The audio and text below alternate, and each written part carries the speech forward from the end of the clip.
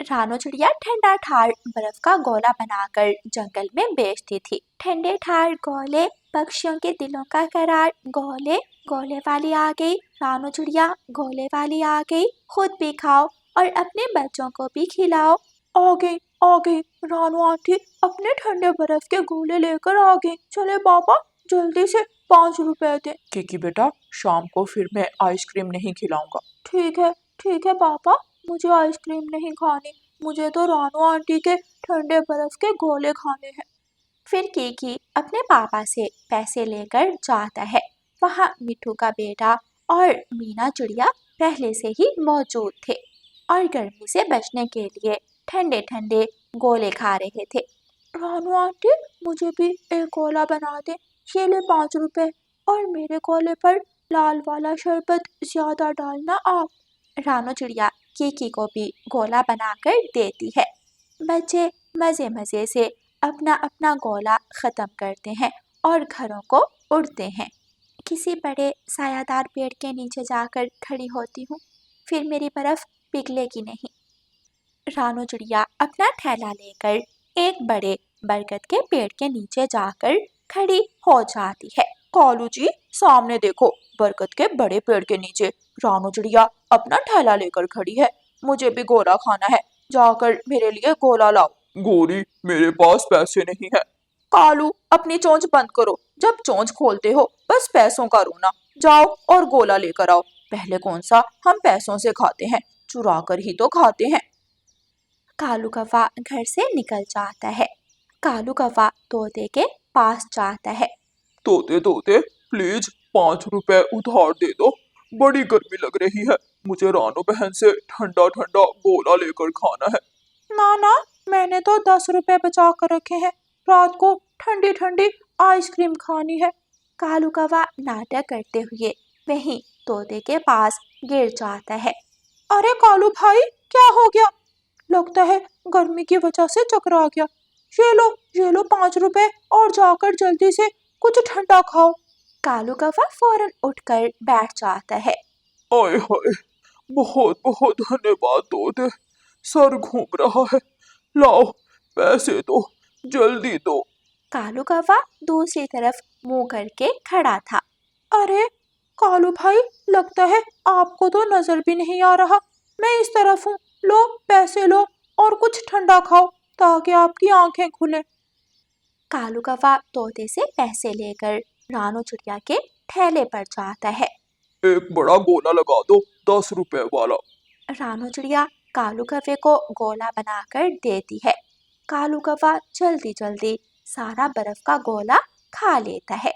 रानो चिड़िया, तुमने तो मेरी चोंच का जायका खराब कर दिया, तुम्हारी बर्फ कितनी कड़वी है, मैं नहीं दूंगा पैसे। कालू भैया, आपसे पहले जो ग्राहक आए सभी इसी बर्फ के गोले खा कर गए हैं, किसी ने शिकायत नहीं की। इस जंगल के पक्षियों को क्या पता जायका क्या होता है, मुझे नहीं पता, मुझे एक और गोला बना कर दो, वरना मैं पैसे नहीं दूंगा। रानो चिड़िया बेचारी फिर से गोला बनाती है और कालू को देती है। 20 रुपए हो गए आपके। लेकिन मेरे पास तो 5 रुपए हैं।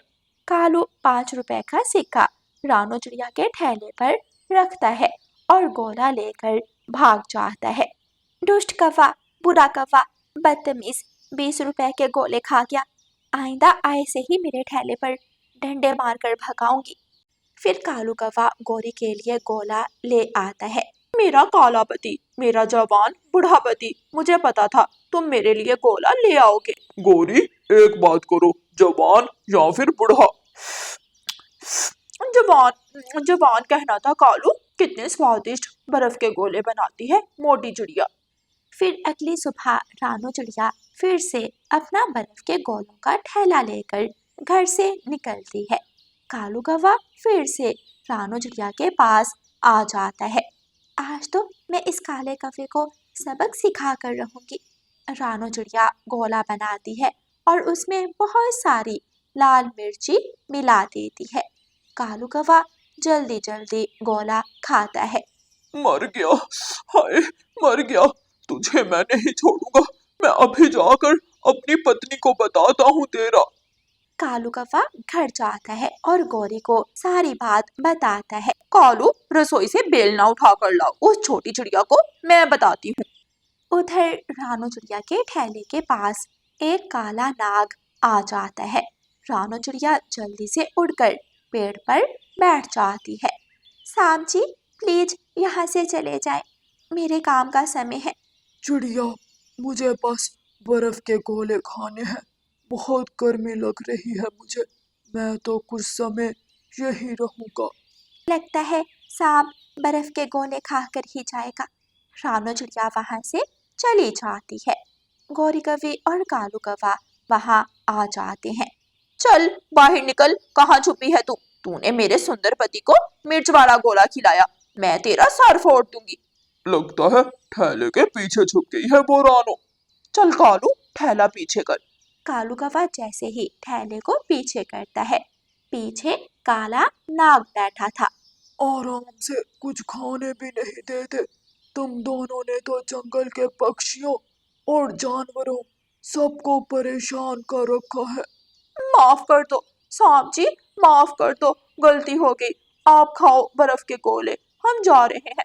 लेकिन सांप कौवों को पकड़ लेता है और पेड़ के साथ उल्टा लटका देता है। फिर सांप 2 बर्फ के मिर्ची से भरे गोले बनाता है। चलो खाना शुरू करो, जो पहले 5 गोले खाएगा मैं उसे छोड़ दूंगा। मैं खाऊंगी सांप जी, आप देखना, पहले मैं खाऊंगी। कालू और गौरी गोला खाना शुरू करते हैं। सांप, कम रखो प्लीज, मिर्ची थोड़ी कम रखो, बहुत मिर्ची लग रही है। मम्मा, आज आप इतनी जल्दी आ गई? हाँ गुड़िया बेटी, काला नाग आ गया था, वो कह रहा था वो कुछ समय बाद ही जाएगा। बर्फ के गोले खाकर मैं जाकर देख कर आती हूँ। मुझे तो अब नींद आने लगी है। सांप वहाँ से चला जाता है। हमें तो छोड़ते जाओ, इस पेड़ के साथ उल्टा लटक कर मुझे तो चक्कर आने लगे हैं। सांप जी प्लीज, हमें तो छोड़ दो। लेकिन सांप वहाँ से चला जाता है और कौवे वहीं लटके रहते हैं। फिर रानू चिड़िया वहाँ आती है और कौवों को आजाद करती है। दोबारा नहीं आएंगे, हम कभी भी दोबारा नहीं आएंगे तेरे ठेले पर। कौवे वहाँ से भाग जाते हैं। लेकिन हुआ क्या गौरी बहन? चलो जो भी हुआ, मेरी जान तो छूटी। रोज फ्री में मेरे बर्फ के गोले खाने आते थे। रानू चिड़िया अपना बर्फ के गोलों का थैला लेकर आगे बढ़ जाती है।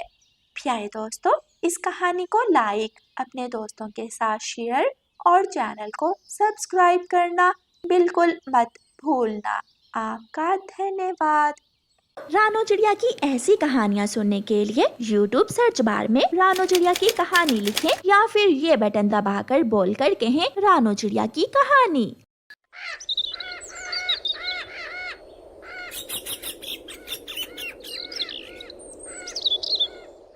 तोता उड़ता हुआ पहाड़ों की तरफ जाता है। पहाड़ों के पास एक लंबी सी बड़ी सी बेल थी, जिस पर गहरे हरे रंग का एक बड़ा सा फल लगा हुआ था। ये कैसा फल है? मैंने तो ऐसा कोई फल पहले नहीं देखा। ये क्या हो सकता है? ना जाने ये खाने लायक फल है भी या नहीं। मैं रानो चिड़िया को बुला कर लाता हूँ। तोता जल्दी से वापस उड़ता है और रानो चिड़िया के पास जाता है। रानो चिड़िया, मैंने पहाड़ों के पास एक बेल पर एक बड़ा सा फल लगा हुआ देखा है। मेरे साथ चलो और देखकर बताओ कि क्या वो फल खाने लायक है। तोते भैया, जितना बड़ा आप बता रहे हो, इतना बड़ा फल तो मैंने पहले कभी नहीं सुना। जाकर देखते हैं। फिर रानो चिड़िया तोते के साथ जाती है। तोते भैया, ये तो बहुत बड़ा फल है। इतना बड़ा फल, जरूर ये कोई जहरीली चीज होगी। उड़ता हुआ कबूतर भी वहाँ आ जाता है। ये तो तरबूज है। मैं एक बार छोटा था जब मेरी माँ ने मुझे ये फल ला कर दिया था। इसे हम खा सकते हैं। कबूतर अभी बात कर ही रहा था कि कौवा भी वहाँ आ जाता है। ना ना, ये कोई खाने की चीज नहीं है। अगर हम इसे खाएंगे तो तुरंत मर जाएंगे। ये कोई जहरीली चीज है। कौवे की बात सुनकर कबूतर भी चुप कर जाता है। शायद मैं भूल रहा हूँगा। निराश होकर सब अपने अपने घरों को वापस चले जाते हैं। गोरी गोरी, पहाड़ों पर तरबूज का फल है। मैंने सबको उल्लू बनाकर भेज दिया है। अब चलो हम चुपके से जाकर वो तरबूज बेल से तोड़कर अपने घर ले आते हैं। कालू जी, बड़ा तरबूज खाने से तो कई दिन हमें दाना खाने की जरूरत नहीं पड़ेगी। गौरी कव्वी और कालू कौवा पहाड़ों की तरफ चले जाते हैं। कौवा बेल से तरबूज तोड़ लेता है। कौवा तरबूज उठाने की कोशिश करता है, लेकिन तरबूज बहुत भारी था, वो उठा नहीं पाता। गौरी, मैं ऐसा करता हूँ, घर से टोकरी लेकर आता हूँ। हम टोकरी में ये तरबूज रखकर दोनों मिलकर उठाकर अपने घर ले जाएंगे। कालू जी, जल्दी आना, इस बड़े तरबूज को देखकर मेरी भूख बढ़ रही है। कौवा जल्दी से घर जाता है और घर से टोकरी लेकर वापस होता है। दोनों कौवे बहुत मुश्किल से तरबूज उठाकर टोकरी में रखते हैं। हो गया गौरी, गौरी अब मैं नीचे बैठता हूँ और तुम ये टोकरी उठाकर मेरे सर पर रख दो। कालू जी, ध्यान से, ऐसा ना हो कि हम इस बड़े तरबूज के नीचे ही दब जाएं। ऐसा ही होता है। गौरी टोकरी उठाकर जैसे ही कौवे के सर पर रखती है, कालू कौवा गिर जाता है और बड़ा तरबूज कालू कौवे के ऊपर गिर जाता है। मर गया, मैं मर गया, ये बहुत भारी है। गौरी, मुझे बाहर निकालो। गौरी कव्वी पूरी ताकत से तरबूज को हटाने की कोशिश करती है, लेकिन नहीं कर पाती। कालू, ये तरबूज तो बहुत भारी है, हमें किसी की मदद लेनी होगी। गौरी, जल्दी से जाओ, किसी दूसरे पक्षी को बुला कर लाओ। कालू जी, अगर मैं किसी को बुलाने गई तो सबको मालूम हो जाएगा कि हम ये तरबूज अकेले अकेले खाना चाहते थे। पता चलना है तो चल जाए, मैं यहाँ मर जाऊंगा। गौरी, किसी तरह मुझे बचा लो। फिर गौरी कव्वी जल्दी से उड़ती है और पास ही कबूतर के घर जाती है। कबूतर कबूतर, मेरे साथ चलो, मेरी मदद करो। मेरा कालू पति जी बड़े तरबूज के नीचे दब गया है, उसे बाहर निकालने में मेरी मदद करो। अगर वो तरबूज जहरीला था और खाने लायक नहीं था तो कौवा हमें घरों को भेजकर वहाँ क्या करने गया था? कबूतर भैया, ये समय सवाल जवाब करने का नहीं है। मैं विनती करती हूँ तुम्हारी, मेरे कालू पति जी को बचा लो, मेरे साथ चलो। फिर कबूतर गौरी कव्वी के साथ जाता है। दोनों कबूतर और गौरी कव्वी मिलकर जोर लगाते हैं और कौवे को तरबूज के नीचे से बाहर निकालते हैं। कौवे, अब सच सच बताओ, क्या ये खाने वाला फल है ना? हाँ कबूतर यार, मैंने लालच किया था कि हम अकेले इसे खाएंगे, लेकिन ये बड़ा तरबूज तो मेरी जान ही लेने वाला था। कबूतर, जाओ, सबको बुला लाओ और हम ये बड़ा तरबूज इसी जगह बैठकर खा लेते हैं। फिर कबूतर जंगल जाता है, रानो चिड़िया और तोते को साथ ले आता है। फिर वो सब दोस्त मिलकर तरबूज खाते हैं। तरबूज अंदर से लाल, मीठा और रस भरा था। कौवे भैया, अच्छा ही हुआ जो ये तरबूज तुम्हारे ऊपर गिर गया, वरना आप तो ये स्वादिष्ट फल अकेले अकेले ही खा जाते। कव्वी और कौवा दोनों शर्मिंदा थे, लेकिन जल्दी जल्दी से तरबूज खाए जा रहे थे। ये फल इंसानों का बहुत पसंदीदा फल है, इसे तरबूज कहते हैं और ये गर्मियों का फल है। ऐसे कौवा सबके सामने शर्मिंदा होता है और वो सब मिलकर तरबूज खाते हैं। प्यारे दोस्तों, इस कहानी को लाइक, अपने दोस्तों के साथ शेयर और चैनल को सब्सक्राइब करना बिल्कुल मत भूलना। आपका धन्यवाद।